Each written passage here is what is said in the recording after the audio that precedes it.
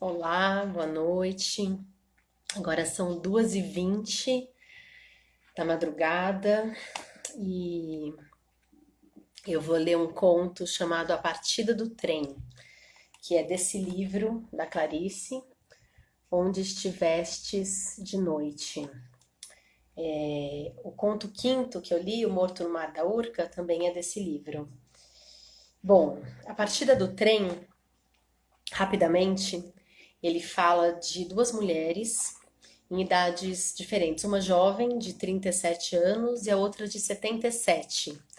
E ele fala então sobre uma das coisas, né? Sobre a velhice e a dificuldade, né? E a invisibilidade da velhice, a fragilidade da velhice. As personagens velhas da Clarice Lispector, elas têm essa característica, né? De sempre querer achar uma porta de saída para essa condição da velhice, que é uma condição não muito agradável, né? Lenerson, hora da insônia, tô aqui eu no meu projeto, Clarice na madrugada. Hoje eu entrei mais tarde, 1 hora mais tarde do que eu costumo entrar. Enfim, quando a gente está fazendo uma coisa que a gente gosta, as dificuldades vêm na mesma proporção, né? Então, tudo aconteceu hoje aqui e só consegui entrar agora. E eu tava com sono, não é que eu tava com insônia, não. Eu tava com sono, mas eu me propus a ler esse conto hoje e aí eu vou ler. Então, como eu tava falando, né? É, essa personagem, Maria Rita, ela tá indo de trem para a fazenda do filho dela porque a filha dela não a quer mais, né? Ela até fala assim: a gente quando é velho fica sendo jogado de um lado pro outro que nem um embrulho, né? E a outra personagem, a Ângela Praline, é uma mulher de 37 que tá indo embora pra fugir do marido. Fugir, enfim, não é fugir, mas é, né, sair desse marido. E o curioso, já vou ler. E o curioso é que a diferença entre elas, né, são 40 anos. E a Clarice, ela morreu, né, um dia antes dela completar 57 anos. Então, se uma tem 37, a Clarice faleceu com 57 e a outra personagem desse conto tem 77, a idade que a Clarice se foi é exatamente no meio dessas duas, né? Dessa juventude que ainda pode agir e determinar a própria vida, e de uma velhice que já é o futuro, né? Como fala no conto. É muito lindo, assim. Ah, e tem uma coisa curiosa no conto: Shortcuts. Sabe esse filme? É do Robert Altman, né? Eu acho que é isso. E, enfim, me corrijam se eu estiver errada. Mas é interessante porque essa personagem, Angela Praline, ela vai aparecer num conto chamado Um Sopro de Vida, que foi publicado num livro, na verdade, um romance inteiro, que foi publicado póstumamente, organizado pela Olga Borelli, né? Que era uma amiga da Clarice, enfim. E, e é uma personagem que aparece nesse romance. é, Nesse conto também, a Clarice se remete a um conto anterior que ela escreveu, também de uma senhora que ficou presa lá no Maracanã e não conseguia sair. E também se refere à própria Clarice, falando do conto, acho que é o Ovo e a Galinha, algum conto, enfim, de galinha, não vou me lembrar agora, porque, enfim, mas a gente vai ver. Então, ela, sabe, é uma coisa labiríntica, né? Fala da Clarice, mas é a Clarice que está escrevendo, fala da Ângela que vai aparecer no romance e dessa outra mulher que aparece no outro conto, né? Então as vidas se encontram na ficção, assim. Então vamos à partida do trem. A partida era na central com seu relógio enorme, o maior do mundo. Marcava 6 horas da manhã. Ângela Praline pagou o táxi e pegou sua pequena valise. Dona Maria Rita Alvarengas Chagas Souza Melo desceu do Opala da filha e encaminharam-se para os trilhos. A velha bem vestida e com joias. Das rugas que a disfarçavam saía a forma pura de um nariz perdido na idade e de uma boca que outrora devia ter sido cheia e sensível. Mas que importa? Chega-se a um certo ponto, e o que foi não importa. Começa uma nova raça. Uma velha não pode comunicar-se.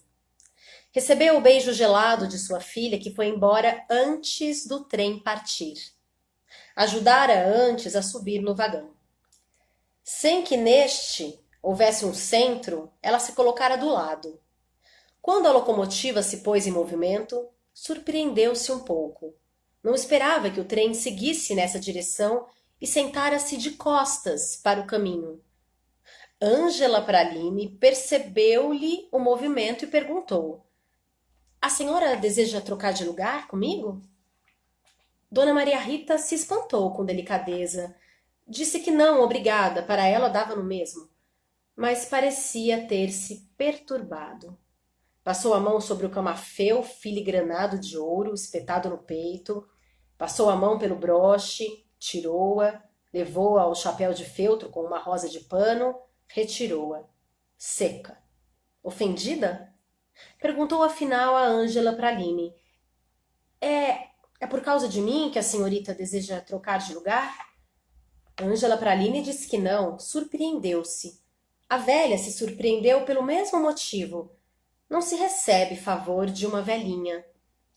Ela sorriu um pouco demais e os lábios cobertos de talco se partiram em sulcos secos. Ela estava encantada e um pouco agitada. Que amabilidade a sua, disse-lhe. Que gentileza. Houve um movimento de perturbação, porque Ângela Praline riu também, e a velha continuava a rir, mostrando a dentadura bem areada. Deu discretamente um puxão para baixo na cinta, que a apertava demais. Que amabilidade, repetiu. Recompôs-se um pouco depressa, cruzou as mãos sobre a bolsa que continha tudo que se pudesse imaginar. As rugas, enquanto ela rira, haviam tomado um sentido, pensou Ângela. Agora estavam de novo incompreensíveis, superpostas num rosto de novo imodelável.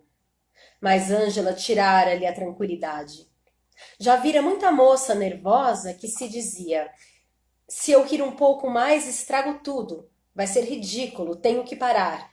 E era impossível. A situação era muito triste. Com imensa piedade, Ângela viu a cruel verruga no queixo, verruga da qual saía um pelo preto e espetado. Mas Ângela lhe tirara a tranquilidade. Via-se que sorriria a qualquer momento. Ângela pusera a velha nas pontas dos pés. Agora, ela era uma dessas velhinhas que parecem pensar que estão sempre atrasadas, que passaram da hora. Daí a um segundo não se conteve. Ergueu-se e espiou pela janela, pela sua janela, como se fosse impossível manter-se sentada. A senhora está querendo levantar o vidro? Disse um rapaz que ouvia no rádio de pilha Handel. Ah! Exclamou ela aterrorizada. Oh, não, pensou Ângela. Estava se estragando tudo. O rapaz não deveria ter dito isso. Era tarde demais, era demais, não se devia tocá-la de novo. Porque a velha, quase a ponto de perder a atitude de que vivia, quase a ponto de perder certa amargura, tremia como música de cravo entre o sorriso e o extremo encanto. Não, não, não, disse ela com falsa autoridade, de modo algum, obrigada, só queria olhar. Sentou-se imediatamente, como se a delicadeza do rapaz e da moça a vigiasse. A velha, antes de subir no trem, persignou-se com 3 cruzes no coração, beijando discretamente as pontas dos dedos. Estava de vestido preto, com gola de renda verdadeira e um camafeu de ouro puro. Na escura mão esquerda, as 2 alianças grossas de viúva, grossas como não se faziam mais. Ouvia-se do outro vagão o grupo de bandeirantes que cantavam o Brasil agudamente. Felizmente, no outro vagão. A música do rádio do rapaz entrecruzava-se com a música de outro rapaz. Estava ouvindo Edith Piaf, que cantava J'attendrai. Não sei se é assim que pronuncia, não sei. Que cantava J'attendrai. Fora então que o trem de repente deu um solavanco e as rodas se puseram em movimento. Começara a partida. A velha disse baixinho: Ai, Jesus! Ela se banhava na cauda de Jesus. Amém? Pelo rádio de pilha de uma senhora, soube-se que eram 6h30 da manhã, manhã friagenta. A velha pensou: o Brasil melhorava a sinalização de suas estradas. Um tal de Kissinger parecia mandar no mundo. Ninguém sabe onde estou, pensou Ângela Praline, e isso assustava um pouco. Ela era uma fugida. Meu nome é Maria Rita Alvarenga Chagas Souza Melo. Alvarenga Chagas era o sobrenome do meu pai, acrescentou em pedido de desculpa por ter que falar tantas palavras só em dizer seu nome. Só em dizer seu nome. Chagas, acrescentou com modéstia, eram as chagas de Cristo. Mas pode me chamar de Dona Maria Ritinha. E o seu nome, a sua graça, qual é? Meu nome é Ângela Praline. Vou passar 6 meses na fazenda de meus tios. E a senhora? Ah, eu vou para a fazenda de meu filho. Vou ficar lá para o resto da vida.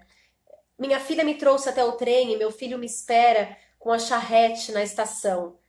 Sou como um embrulho que se entrega de mão em mão. Os tios de Ângela não tinham filhos e tratavam-na como filha. Ângela lembrou-se do bilhete que deixara para Eduardo. Não me procure. Vou desaparecer de você para sempre. Te amo como nunca. Adeus. Tua Ângela não foi mais tua porque você não quis. Ficaram em silêncio. Ângela Praline entregou-se ao ruído cadenciado do trem. Dona Maria Rita olhou de novo para o próprio anel de brilhantes e pérola no seu dedo, alisou o camafeu de ouro. Sou velha, mas sou rica. Mais rica que todos aqui no vagão. Sou rica, sou rica. Espiou o relógio, mais para ver a grossa placa de ouro do que para ver as horas. Sou muito rica, não sou uma velha qualquer. Mas sabia. Bem sabia que era uma velhinha qualquer, uma velhinha assustada pelas menores coisas. Lembrou-se de si, o dia inteiro sozinha na sua cadeira de balanço, sozinha com os criados, enquanto a filha Public Relations passava o dia fora, só chegava às 8 da noite e nem sequer lhe dava um beijo. Acordara-se nesse dia às 5 da manhã, tudo ainda escuro, fazia frio. Depois da delicadeza do rapaz, estava extraordinariamente agitada e sorridente. Parecia enfraquecida. No riso, ela se revelava uma dessas velhinhas cheias de dentes. A crueldade deslocada dos dentes. O rapaz já se tinha afastado. Ela abria e fechava as pálpebras. De repente, bateu com os dedos na perna de Ângela, com extrema rapidez e suavidade. Hoje todos estão verdadeiramente, mas verdadeiramente amáveis. Que gentileza, que gentileza. Ângela sorriu. A velha ficou sorrindo sem tirar os olhos profundos e vazios dos olhos da moça. Vamos, vamos, chicoteavam-na de todos os lados, e ela espiava para cá e para lá como se fosse escolher. Vamos, vamos! Empurravam-na rindo de todos os lados, e ela se sacudia ridente, delicada. Como todos são amáveis neste trem, disse. Subitamente procurou se recompor.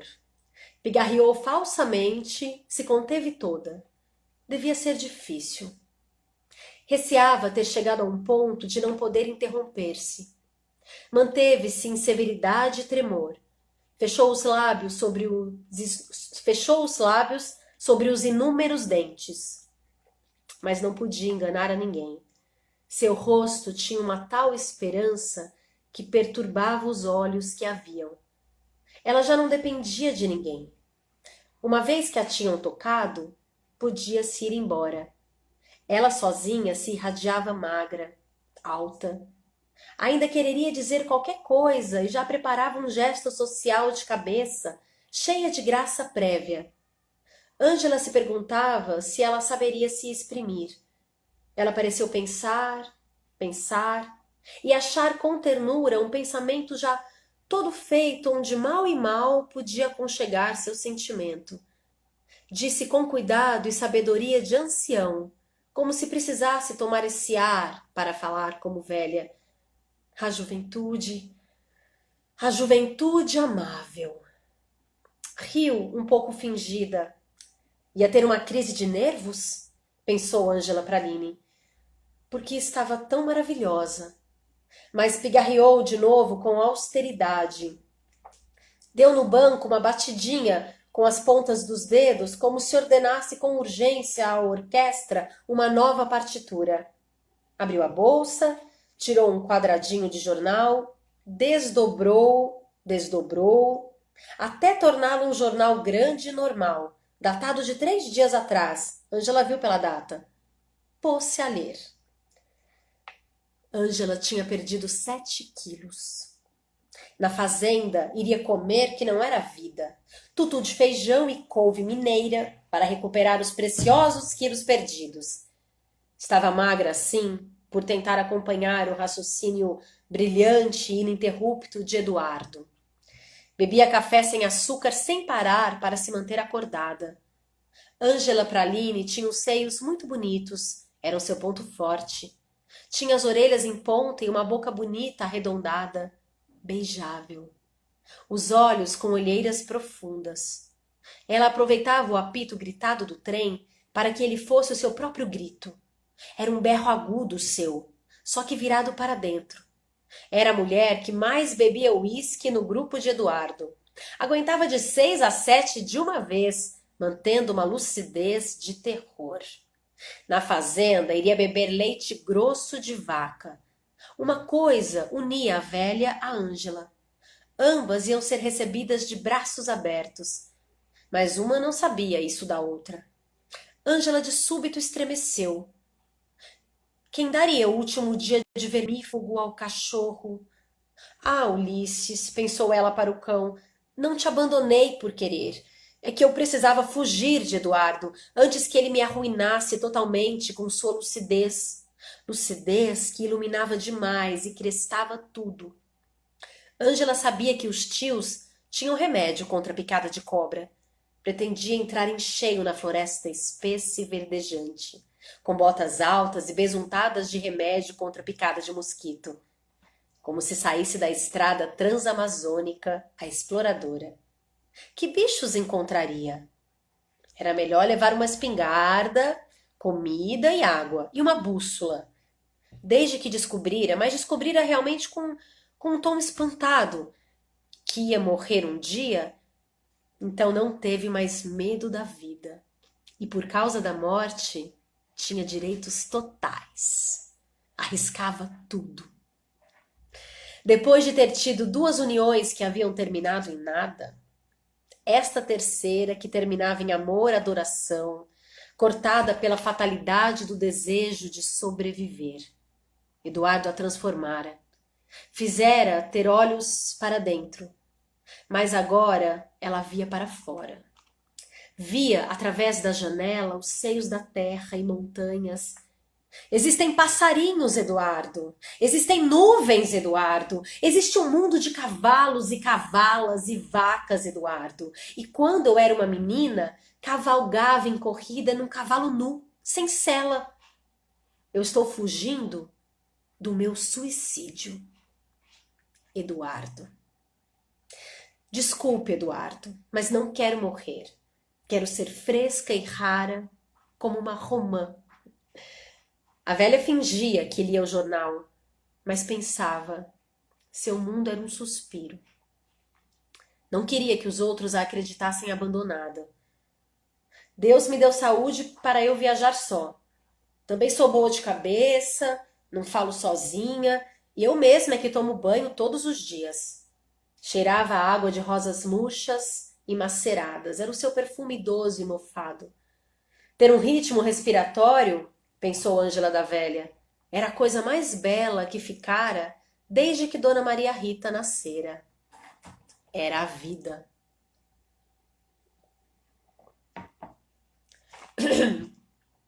Dona Maria Rita pensava, Depois de velha, começara a desaparecer para os outros. Só haviam de relance. Velhice, momento supremo. Estava alheia à estratégia geral do mundo, e a sua própria era parca. Perdera os objetivos de maior alcance. Ela já era o futuro. Angela pensou: acho que se eu encontrasse a verdade, não poderia pensá-la. Seria impronunciável mentalmente. A velha sempre fora um pouco vazia. Bem, um pouquinho. Morte? Era esquisito, não fazia parte dos dias. E mesmo não existir, não existia. Era impossível não existir. Não existir não cabia na nossa vida diária. A filha não era carinhosa. Em compensação, o filho era tão carinhoso, bonachão, meio gordo. A filha era sequinha, como seus beijos rápidos. A public relations. A filha era sequinha como seus beijos rápidos. A public relations. A velha tinha certa preguiça de viver. A monotonia, porém, era o que a sustentava. Eduardo ouvia música com o pensamento e entendia a dissonância da música moderna. Só sabia entender. Sua inteligência que a afogava. Você é uma temperamental, Ângela, disse ele uma vez. E daí? Que mal há nisso? Sou o que sou e não o que pensas que sou. A prova que sou está nesta partida do trem. Minha prova também é Dona Maria Rita, aí de fronte. Prova de quê? Sim, ela já tivera plenitude. Quando ela e Eduardo estavam tão apaixonados um pelo outro, que estando juntos numa cama, de mãos dadas, eles sentiam a vida completa. Pouca gente conheceu a plenitude. E porque a plenitude é também uma explosão, ela e Eduardo, covardemente, passaram a viver normalmente. Porque não se pode prolongar o êxtase sem morrer. Separaram-se por um motivo fútil, quase inventado. Não queriam morrer de paixão.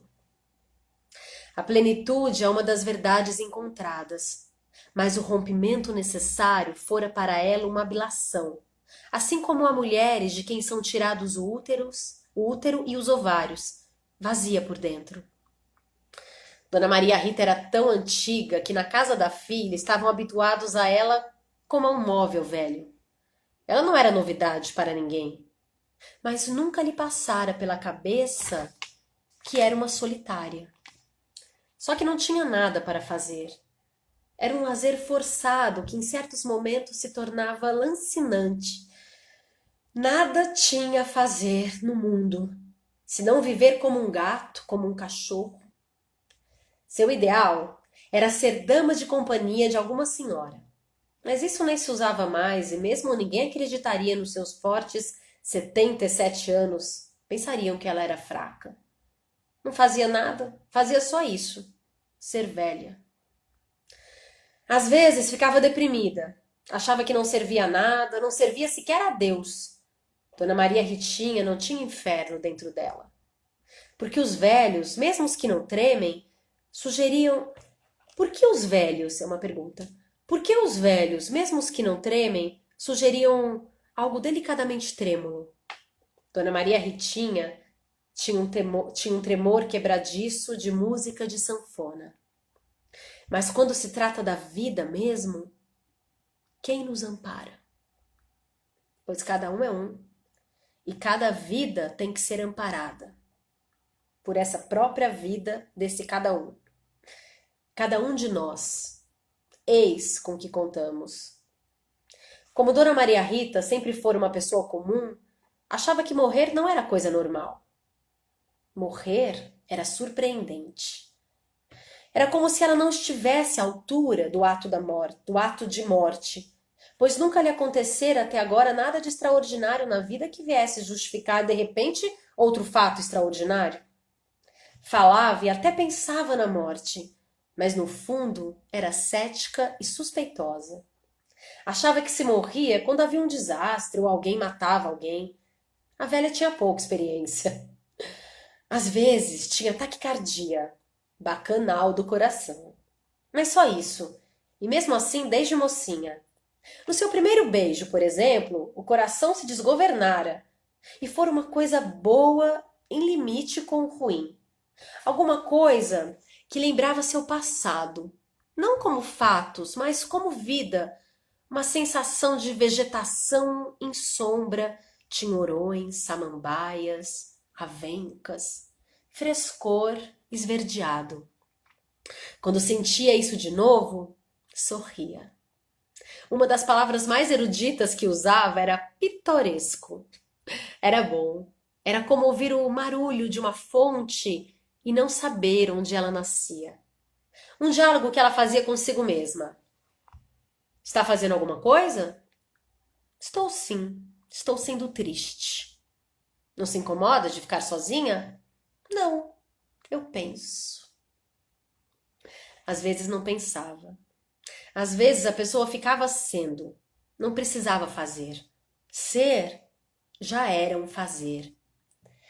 Podia-se ser devagar ou um pouco depressa.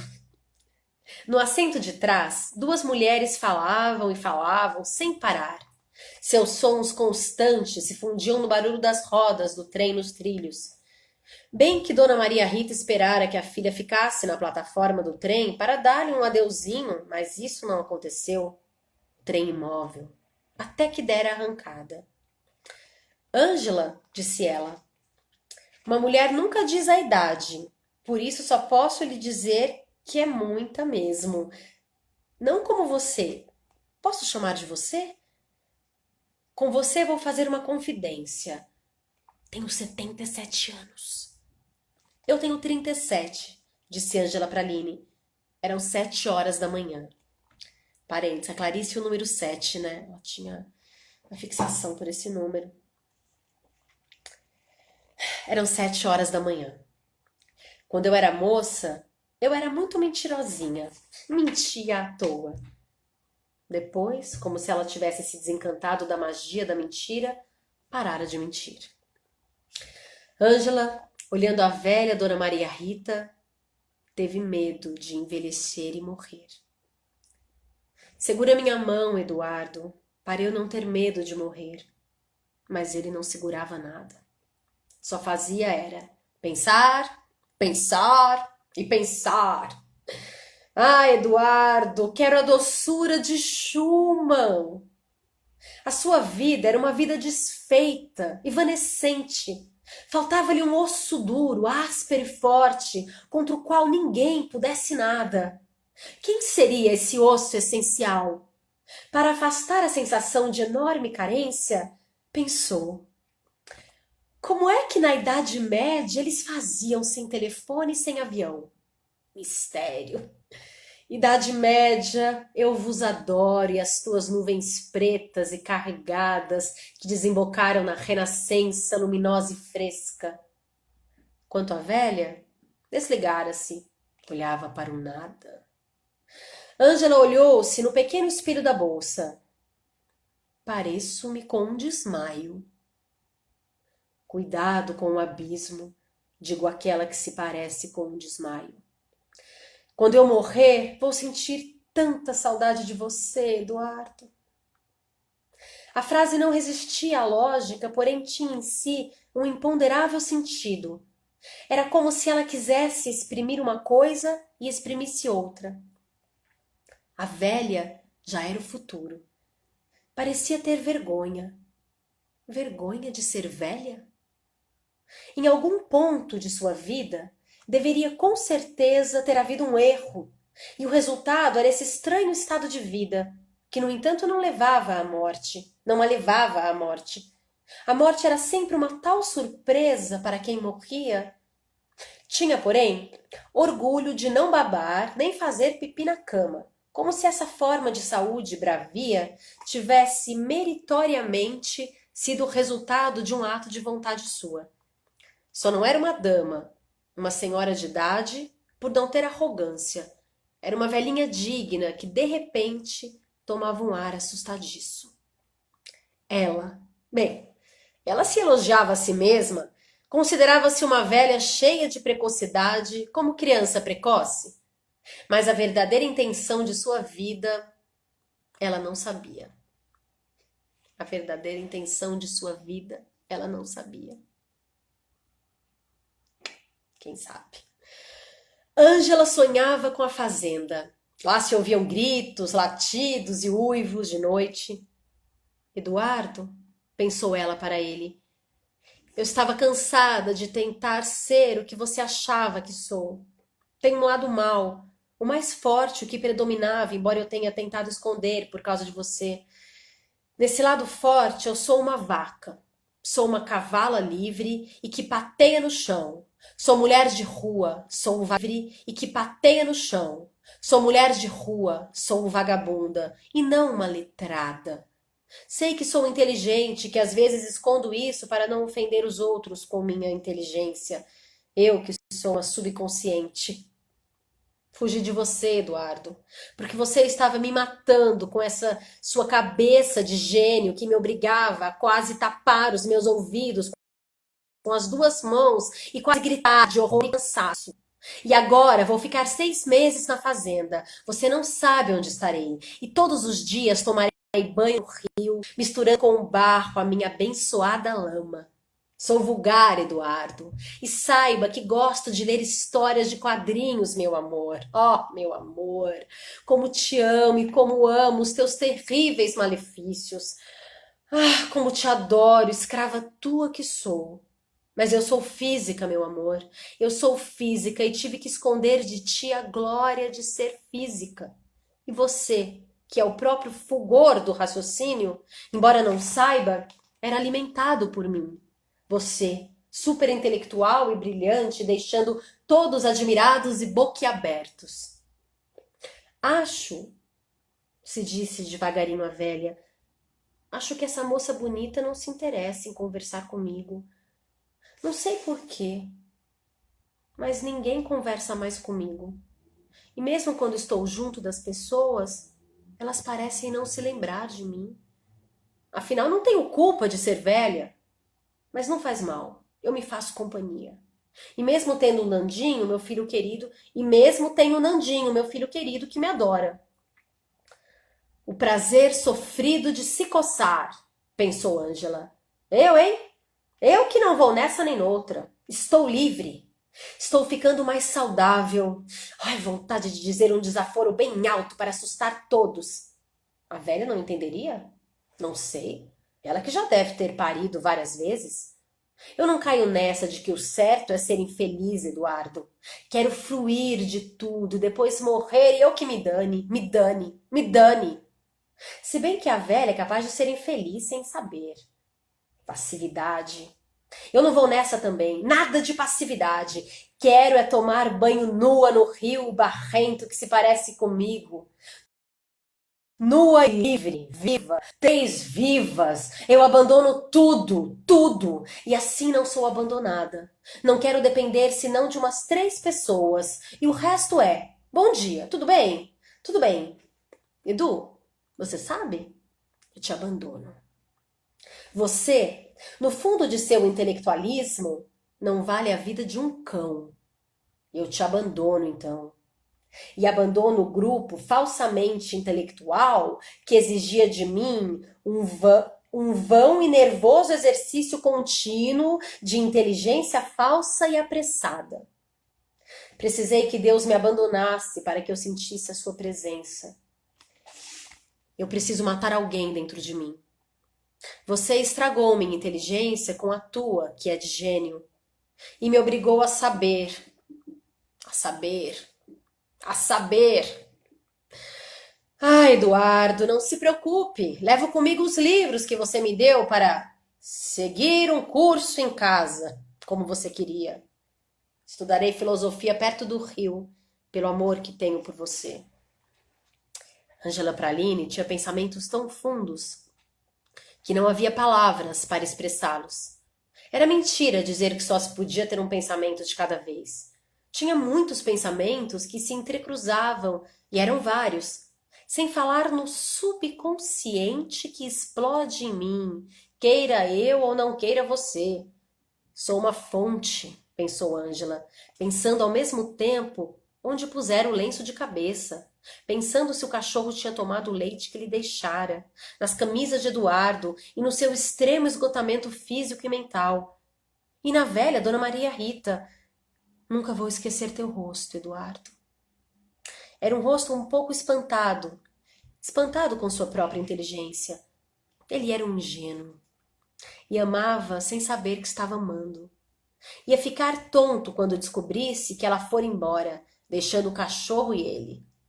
Abandono por falta de nutrição, pensou. Ao mesmo tempo, pensava na velha sentada de fronte. Não era verdade que só se pensa um pensamento único. Era, por exemplo, capaz de escrever um cheque perfeito, sem um erro, pensando na sua vida, por exemplo. Que não era boa, mas enfim era sua. Sua de novo. A coerência? Não a quero mais.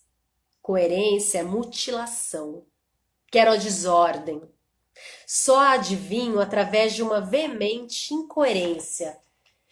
Para meditar, tirei-me antes de mim e sinto vazio. É no vazio que se passa o tempo. Ela que adorava uma boa praia com sol, areia e sol. O homem está abandonado, perdeu o contato com a terra, com o céu. Ele não vive mais, ele existe. O ar entre ela e Eduardo Gomes era de emergência. Ele a transformara numa mulher urgente e que, para manter acordada a urgência, tomava drogas excitantes que a emagreciam cada vez mais e tiravam-lhe a fome. Quero comer, Eduardo. Estou com fome, Eduardo. Fome de muita comida. Sou orgânica. Conheça hoje o super trem de amanhã. Seleções do Reader's Digest, que ela às vezes lia escondida de Eduardo. Era como as seleções que diziam: conheça hoje o super trem de amanhã.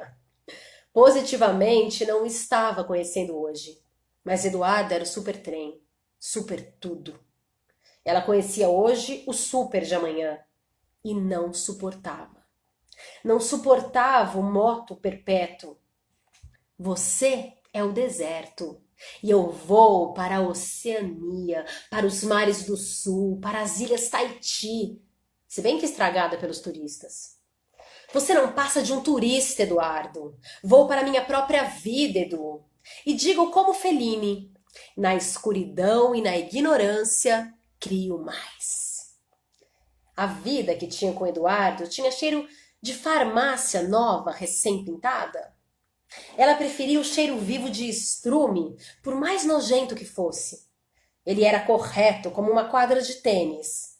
Aliás, praticava tênis para manter a forma.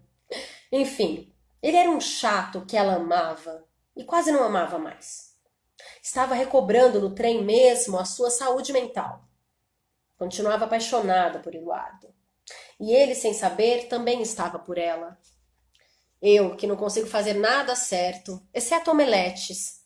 Com uma só mão quebrava ovos com uma rapidez incrível e os despejava na vasilha sem derramar uma gota. Eduardo morria de inveja de tanta elegância e eficiência. Ele às vezes fazia palestras nas universidades e adoravam-no. Ela também assistia, ela também o adorando. Como era mesmo que ele começava?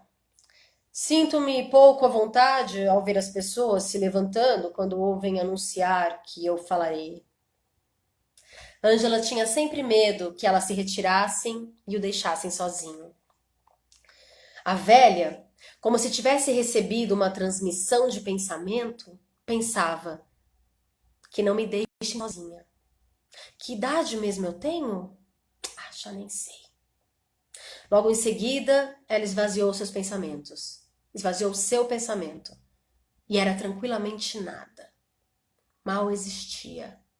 Era bom assim, muito bom mesmo. Mergulhos no nada. Angela Praline, para se acalmar, contou-se uma história bem calmante, bem tranquila. Era uma vez um homem que gostava muito de jabuticabas. Então ele foi para um pomar onde havia árvores carregadas de protuberâncias negras, lisas e lustrosas, que lhe caíam nas mãos todas entregues e que das mãos lhe caíam aos pés. Era tal a abundância de jabuticabas que ele se dava ao luxo de pisá-las. E elas faziam um barulho muito gostoso. Faziam assim, clock, clock, clock, etc. Ângela acalmou-se, como o homem das jabuticabas. Na fazenda tinha jabuticabas e ela iria fazer com os pés nus o clock, clock, macio e úmido. Nunca sabia se devia ou não engolir os caroços. Quem iria responder essa pergunta? Ninguém. Só talvez um homem que, como Ulisses, o cachorro, e contra Eduardo, respondesse: Mangia, bella, che te fa bene? Sabia um pouquinho de italiano, mas nunca tinha certeza de estar certa. E depois do que esse homem dissesse, ela engoliria os caroços. Outra árvore gostosa era uma cujo nome científico esquecera, mas que na infância todos haviam conhecido diretamente, sem ciência. Era uma que no Jardim Botânico do Rio fazia um clock sequinho. Viu? Viu como você está renascendo? 7 fôlegos de gato. O número 7 acompanhava. Era o seu segredo, a sua força. Sentia-se linda. Não era. Mas assim se sentia. Sentia-se também bondosa, com ternura pela velha Maria Ritinha que pusera os óculos e lia o jornal. Tudo era vagaroso na velha Maria Rita. Perto do fim, ai, como dói morrer. Na vida se sofre, mas se tem alguma coisa na mão, a inefável vida. Mas e a pergunta sobre a morte? Era preciso não ter medo, ir em frente sempre, sempre. Como o trem. Em algum lugar existe uma coisa escrita no muro. E é para mim, pensou Ângela. Das chamas do inferno virá um telegrama fresco para mim. E nunca mais minha esperança será decepcionada. Nunca, nunca mais. A velha era anônima como uma galinha. Como tinha dito uma tal de Clarice, falando de uma velha despudorada, apaixonada por Roberto Carlos. Essa Clarice incomodava. Fazia a velha gritar: tem que haver uma porta de saída. E tinha mesmo. Por exemplo, a porta de saída dessa velha era o marido que voltaria no dia seguinte. Eram as pessoas conhecidas, era sua empregada, era a prece intensa e frutífera diante do desespero. Ângela se disse como se mordesse raivosamente. Tem que haver uma porta de saída. Tanto para mim como para Dona Maria Rita. Eu não pude parar o tempo, pensou Maria Rita Alvarenga Chagas Souza Melo. Falhei. Estou velha. E fingiu ler o jornal só para se dar uma compostura. Quero sombra, gemeu Ângela. Quero sombra e anonimato. A velha pensou. Seu filho era tão bondoso, tão quente de coração, tão carinhoso. Tratava-as de mãezinha. Sim, talvez eu passe o resto de minha vida na fazenda, longe da public relations que não precisa de mim. E minha vida deve ser muito longa, a julgar pelos meus pais e avós. Podia alcançar fácil 100 anos, pensou confortavelmente. E morrer de repente para não ter tempo de sentir medo.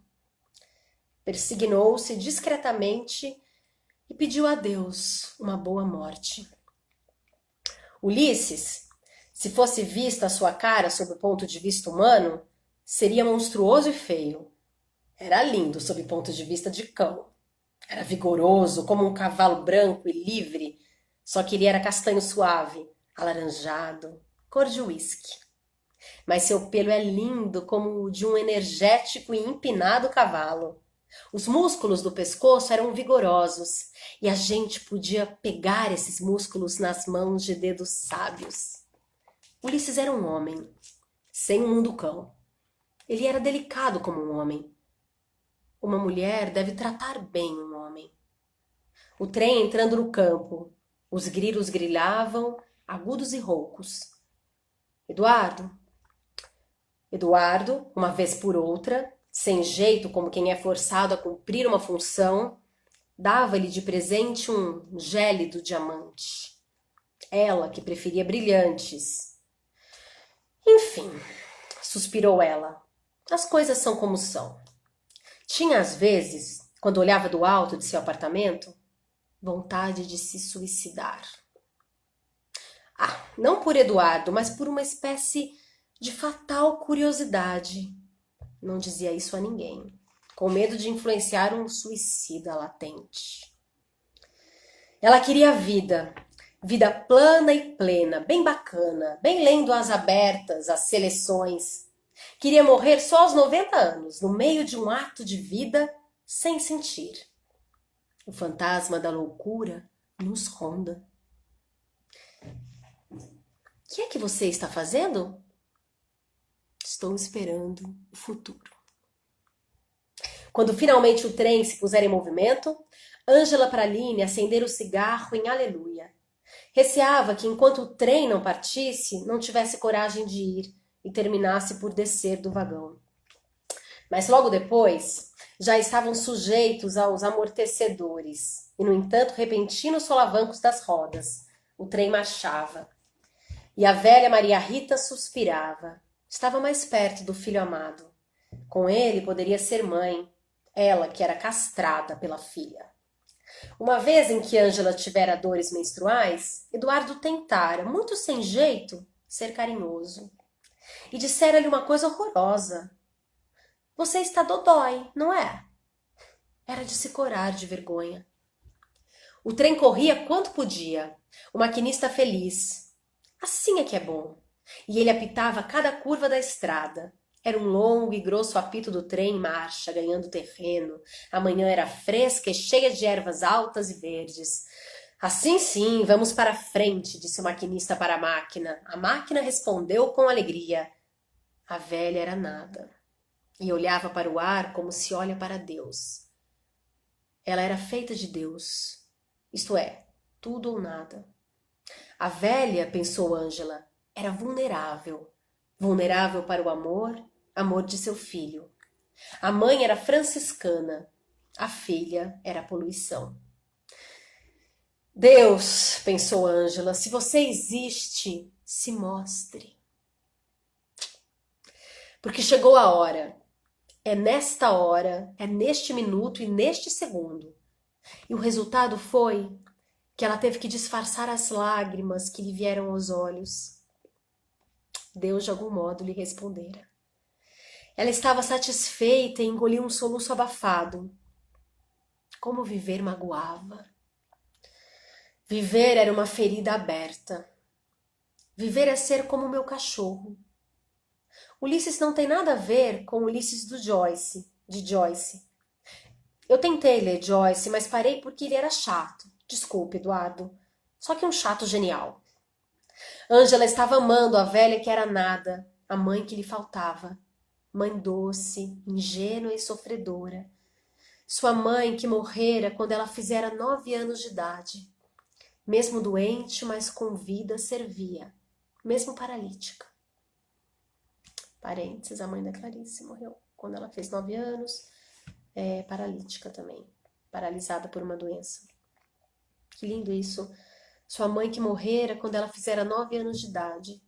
Mesmo doente, mas com vida, servia, mesmo paralítica. Entre ela e Eduardo, o ar tinha gosto de sábado. E de súbito os dois eram raros. A raridade no ar, eles se sentiam raros. Não fazendo parte das 1000 pessoas que andavam pelas ruas. Os dois, às vezes, eram coniventes, tinham uma vida secreta, porque ninguém as compreenderia. E mesmo porque os raros são perseguidos pelo povo que não tolera a insultante ofensa dos que se diferenciavam. Eles escondiam o amor deles para não ferir os olhos dos outros de inveja, para não feri-los com uma centelha luminosa demais para os olhos. Au, au, au, latir o meu cachorro, meu grande cachorro. A velha pensou, sou uma pessoa involuntária. Tanto que quando ria, o que era raro, não se sabia se ria ou chorava. Sim, ela era involuntária. Enquanto isso, Ângela Praline, efervescendo como as bolinhas da água mineral Caxambu, era uma de repente. Assim, de repente. De repente o quê? Só de repente. Zero, nada. Estava com 37 anos e pretendia a cada instante recomeçar sua vida. Como as bolinhas efervescentes da água Caxambu. As 7 letras de Praline davam-lhe força. As 6 letras de Ângela tornavam-na anônima. Com um longo apito uivado, chegava-se à pequena estação onde Ângela Praline saltaria. Pegou sua valise. No intervalo entre o boné do carregador e do nariz de uma jovem, lá estava a velha dormindo inflexível, a cabeça impertigada sob o chapéu de feltro, um punho fechado sobre o jornal. Ângela desceu do vagão. Naturalmente, isso não tinha a menor importância. Há pessoas que são sempre levadas a se arrepender. É um traço de certas naturezas culpadas. Mas ficou-a perturbando a visão da velha quando acordasse. A imagem de seu rosto espantado diante do banco vazio de Ângela. Afinal, ninguém sabia se ela adormecera por confiança nela, confiança no mundo. Onde estivestes de noite, Clarice, que de manhã regressais. Assim começa um poema que Drummond fez para Clarice. Enfim, conto partida do trem desse livro.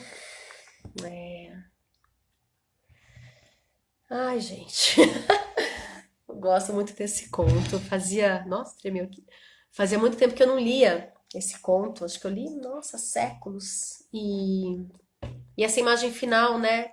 A juventude descendo, indo pra ação e a velhice dormindo, né? Bem simbólico desse contraponto que a Clarice buscou retratar nesse conto, né? O tempo inteiro. Essa juventude que acaba de abandonar um amor e, enfim, mas que ainda tem tempo de recomeçar e que tem consciência da morte, então a vida tem que ser vivida de qualquer maneira. E essa velhice não, que já é o futuro, né, como fala, que não tem mais um tempo de ação, que dorme, que é sozinha, que não age, que só espera, mas que a morte parece algo distante de chegar, né? Esses contrapontos, um dos possíveis contrapontos, quando ela fala de Clarice, vocês viram, matar o de Clarice aí que incomoda. É muito autobiográfico esse conto em vários sentidos, né? Na relação dela com o marido. Não vou me aprofundar nisso, mas é muito autobiográfico, né? Esse Eduardo com semelhanças entre o Mauri, né? A questão da mãe e outras questões. Eu não quero mais fingir ser uma intelectual aí que tem que fazer as coisas e quero só viver, eu mereço viver, né? Acho que a Clarice tinha muito isso. Então esse conto ele é lindo por conta disso. Tem gente que não gosta desse conto porque fala que ai, não é a Clarice, ela começa de um jeito. Mas eu acho que aqui aparece muito a Clarice. Muito, muito. Onde estivesse de noite, Clarice. Quero estar também onde você esteve. Enfim. Ai, tanta gente bacana entrou. O Dibi Carneiro, obrigada, Jaque, obrigou. Entrou no finalzinho, né, Jaque? A Paula Altran. O Gil, ai, meu querido, você é tão maravilhosa, mas eu esse chique te adoro aqui. Ah, tinha cara de incrível essa live. Hoje que eu descobri que pode ler os comentários depois que eu vou lendo e vou tentando. Amanda Cipulo, a Mayara Faqui, o Brunão, que legal, a Janaína, Júlia, Renata Araújo, minha querida, obrigada. Ilene. Ai, gente, que legal. Peraí. Não, peraí. Nada disso. Eu não sei o que eu fiz aqui. Não, gente, espera. Não vou fazer mais nada aqui. Volta. Acho que eu só porque eu podia ler os comentários. Ah, bacana, né? 3h15 da manhã, é um conto longo, mas lindo também. Cheio de imagens, cheio de coisas. Então é isso, vou encerrar. Esse foi o sexto dia, o sexto conto. Agradecendo vocês que entraram aqui, agradecendo vocês que estão vendo agora, depois. Ai, já ficou até o final. Um beijo, meu querido. Não sei das pessoas que entraram, quem está ainda, que ficou, mas lindo, obrigada. E, enfim, agradecendo você que está acompanhando esses contos. Hoje eu recebi o telefonema de uma amiga querida demais, a Sol. Ela falou: Ai, eu tô ouvindo as histórias, que lindo ter alguém que lê pra gente essas histórias, esses contos. Eu adoro ouvir. Eu falei: Ai, que bacana. Então ela tá acompanhando também. E o bom é isso, né? A minha proposta é fazer ao vivo mesmo, sempre a live. Você vê que eu erro, eu volto e tem essa relação comigo no momento, com o conto, sem gravar e voltar. Tem essa relação, né, como eu falei aqui, e com quem tá vendo, porque eu quero fazer com que essas imagens cheguem, mas é uma leitura, e, e é isso. Trago um pouco na Clarice. E tem essa relação com as pessoas que estão vendo e seguindo os contos. É muito bacana. Tá me fazendo muito bem esse projeto. Realmente tá me alimentando a alma. Obrigada, Clarice. Obrigada. Ah, um beijo! Vou encerrar. Só se alguém tiver alguma pergunta, quiser falar alguma coisa, senão eu vou encerrar.